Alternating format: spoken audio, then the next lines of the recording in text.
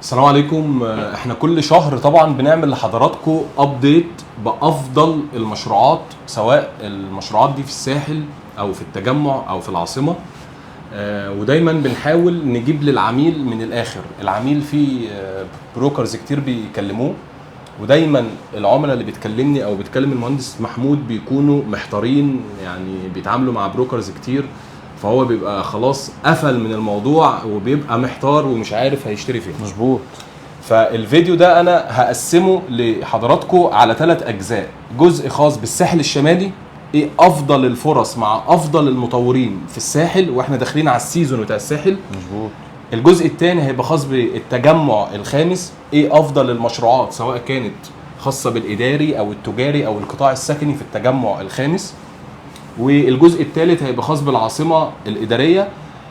واحنا في كل المناطق ما بنشتغلش غير على اللي يا اما عنده انشاءات وبيبني دلوقتي، يا عنده سابقة اعمال موجودة، اللوكيشن، كل التفاصيل اللي حضرتك بتبقى مهتم بيها انا اوريدي ببقى حاططها في المقارنة بتاعتي. وبالذات في الفترة ديت يا باشمهندس، بالنسبة بقى لارتفاع اسعار مواد البناء والتضخم، فطبعا انا مش قد ان انا اجازف او ارشح للعميل مشروع في اي منطقة من اللي ذكرتهم ويبقى المطور نفسه لسه جديد في السوق، او ان انا اخاطر بالعميل، لان احنا ما بنشتغلش غير على المشروعات الكبيرة والبيج نيمز واللي فعلا شغال دلوقتي انشاءات، او اللي مسعر صح، او اللوكيشن بتاعه قوي، او مستقبل مشروعه قوي جدا.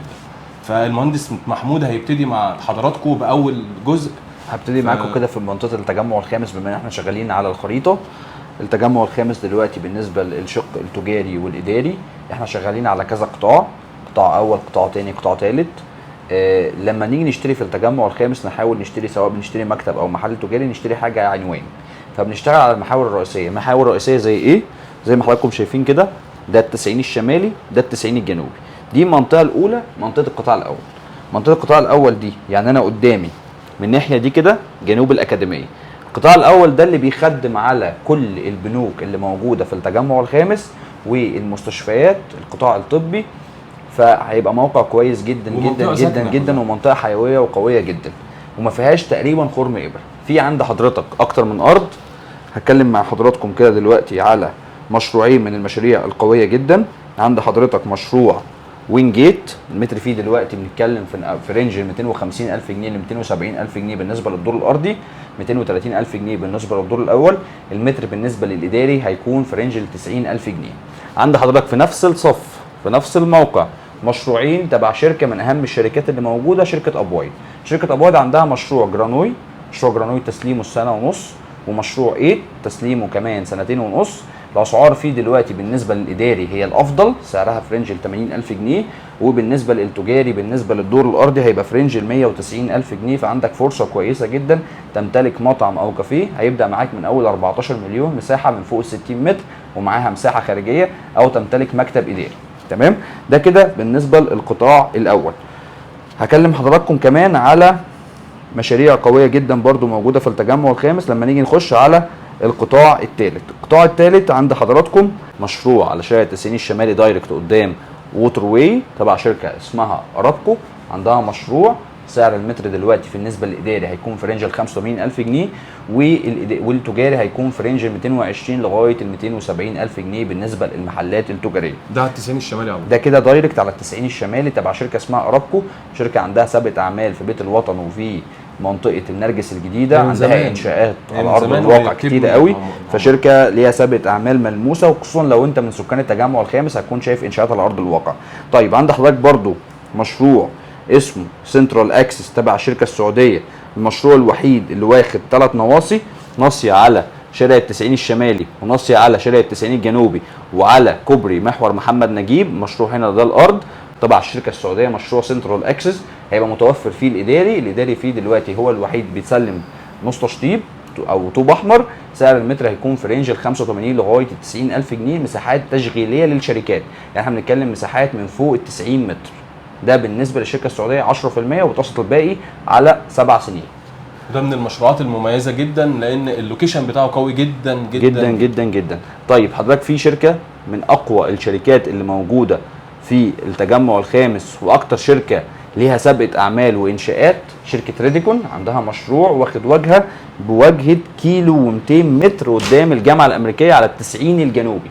فده المشروع الوحيد اللي واخد واجهه كيلو و200 متر، مساحه الارض 100,000 متر، استلاماته اكتوبر 24 واكتوبر 25. في محلات تجاريه على التسعين دايركت بسعر متر من اول 220,000 جنيه، ومساحات في النص على البلازا بسعر متر فرنج ال 190 لغايه ال 210,000. وعندنا مكاتب اداريه، المكاتب الاداريه هتكون في رينج ال 95 لغايه ال 115,000 جنيه، بتسلم طوب احمر، بندفع 10% وبنقسط الباقي على 6 سنين. يعني المحل في المشروع بتاع جولدن جيت ريديكون، المحل احنا بنتكلم في 22 مليون واحنا طالعين، والمكتب الاداري بنتكلم من اول 8 مليون واحنا طالعين برضه. مظبوط، عشان حضرتك بس تبقى عارف. تمام. عند كده بعد كده عندك مشروع بارك في. مشروع بارك في ده هو على الميدان ما بين التسعين الشمالي والتسعين الجنوبي على الميدان 19,000 متر. وده موقع بن زايد، موقع كويس، سعر متر مقبول منطقي، سعر متر هايل، سعر متر فرنج ال 85,000 جنيه ل 90,000 جنيه بالنسبه للاداري. المحلات التجاريه من اول 190,000 جنيه لغايه 210 220,000 جنيه في الدور الارضي. فده احسن سعر موجود في التجمع، 10% على 4 سنين. بارك في قوي جدا جدا جدا جدا. الشغل الهندسي بتاعه هو باشمهندس رائف فهمي. فاحنا كنا بنحاول نوضح لكم ان احنا بنختار المشاريع اللي العائد الاستثماري بتاعها والعائد الايجاري بتاعها والزياده بتاعتها في المستقبل هتبقى زياده كبيره. فاخترنا افضل مشاريع موجوده في القطاع الاول زي ما وضحناه، اخترنا افضل مشاريع في القطاع الثاني، اخترنا افضل مشاريع موجوده في القطاع الثالث، اخترنا كمان في القطاع الرابع زي مشروع ريديكون، واخترنا في الجولدن سكوير مشروع بارك في اللي هو على الميدان. فده كده تلخيص سريع لاهم المشروعات الاداريه والتجاريه اللي موجوده في التجمع الخامس. نقدر نختار مع بعض افضل مكتب او افضل محل. لو ميزانيه حضرتك من 7 مليون فيما اقل، هتبقى لا اما هناخد مكتب محترم جدا جدا جدا في مشروع كويس جدا، او هناخد محل تجاري مساحه صغير. لو ميزانيه حضرتك من فوق ال 10 مليون 15 مليون نقدر ناخد مساحه كبيره قوي كمكتب، او ان احنا ممكن ناخد محل تجاري واجهه. ده كده الاسعار، ويا رب اكون افدتكم كده كرينج اسعار. في مشروع تاني برضو يا باشمهندس نازل شركه اب وايت، بتاع شركه اب وايت لسه ده هينزل ان شاء الله. ده نازل بعد العيد. استمارات الحجز هتبقى بعد العيد ان شاء الله. ده موجود على التسعين الشمالي، ده 22,000 متر بالاسعار الافتتاحيه بتاعته، هيبقى قوي جدا جدا. ده جنب كومباوند المراسم على طول. فطبعا المناطق دي طبعا المطور اللي يقدر ياخد قطعه ارض في الاماكن اللي احنا بنقول لحضراتكم عليها، تاكد ان سعر متر الارض دي هو الاغلى في التجمع الخامس بالظبط. فمش اي مطور يقدر يدخل ويشتري اعلى عائد ايجاري سواء بيشتري محل او مكتب. ممكن مكتبك في الاماكن اللي احنا ذكرناها دي تكون تعادل محلات تجاريه كتيره في المشاريع اللي هي الخدميه.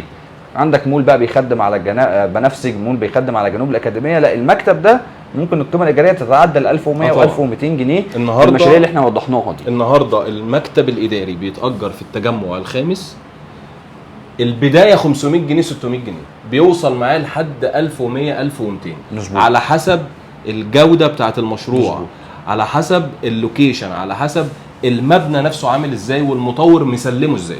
فكل ده احنا بنعمل حسابنا فيه واحنا بنعمل مقارنه ما بين المشروعات كلها، لان العميل لما بيكلمني انا بشرح له كل مشروع وبشركه معايا في الامر، بوضح له كل شيء. مفيش عميل بيحط فلوس غير لما لازم يبقى عارف كل كبيره وصغيره. ده كده بالنسبه للتجمع الخامس. في برضو القطاع السكني، عندي كومباوند سكاي ابو ظبي، ده لسه نازل بالاسعار الافتتاحيه سور في سور مع النادي الاهلي. ده انا عملت له فيديو وشرحته كله. ده نقدر من اول 5 مليون ان احنا نشتري شقه ونقسطها على 8 سنين بمقدم 500,000 جنيه. ده موجود برضو في وعندنا برضو مشروع قوي جدا برضو تبع هايد بارك. هايد بارك فيها جزء فيلات وفيها جزء عمارات. جزء الفيلا بتبدا معاك التاون هاوس من اول 12 مليون مساحه 250 متر، وبعد كده عندك تون هاوس من اول 16 ونص، وبعد كده عندك ستاند الون فيلا من اول 22 23 مليون.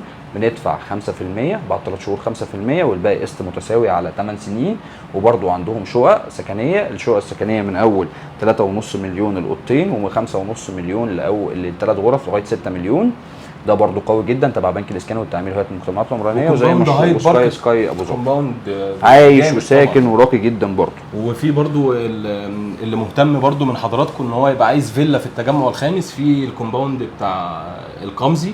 ايست شاير مشروع كويس جدا مشروع جدا جدا. ممتاز ولوكيشن قوي جدا جنب الجامعه الامريكيه على طول.